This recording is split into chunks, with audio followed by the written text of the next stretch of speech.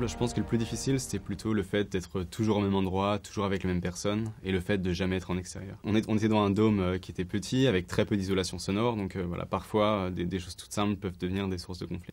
Comme quoi, par exemple? Ça peut aller de quelqu'un qui laisse de la vaisselle dans l'évier pendant trop longtemps à la façon de travailler. Ce qui nous a permis d'aller jusqu'au bout, c'est le fait qu'on voulait tous que la mission soit un succès, et du coup on arrivait à mettre les sentiments de côté quand on avait du travail à accomplir.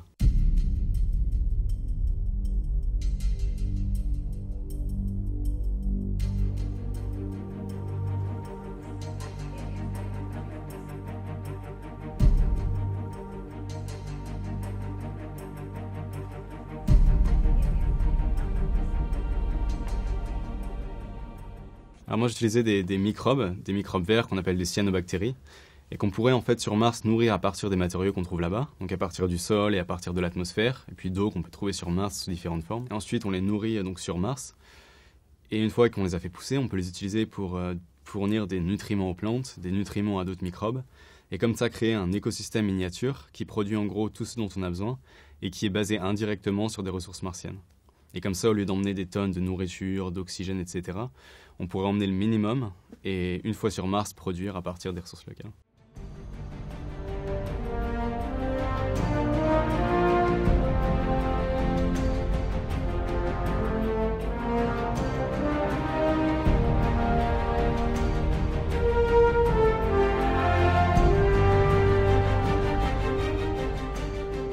Alors je suis descendu dans la salle commune et j'ai entendu mes collègues qui chuchotaient, puis ils m'ont dit Cyprien, tu devrais regarder tes emails.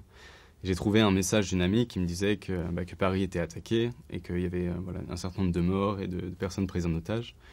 Donc j'ai demandé plus d'informations, mais le temps qu'on me réponde, il y avait eu encore plus de morts, encore plus de prises en otage. Et comme on peut communiquer qu'avec des emails retardés de 20 minutes, les informations arrivaient au compte-gouttes, je ne pouvais pas aller sur Internet pour trouver plus d'informations. Puis j'ai eu aucune nouvelle de ma famille avant le lendemain à cause du décalage horaire, et j'avais aucun moyen de les contacter.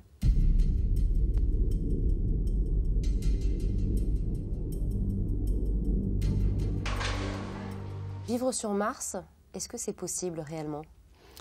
C'est réaliste, oui. Alors, je pense que c'est une question qui est financière autant que technologique.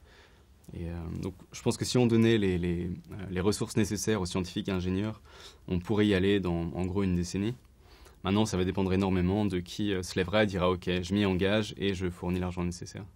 Vous pourriez aller sur Mars si c'est en 2030, par exemple? Je serai candidat.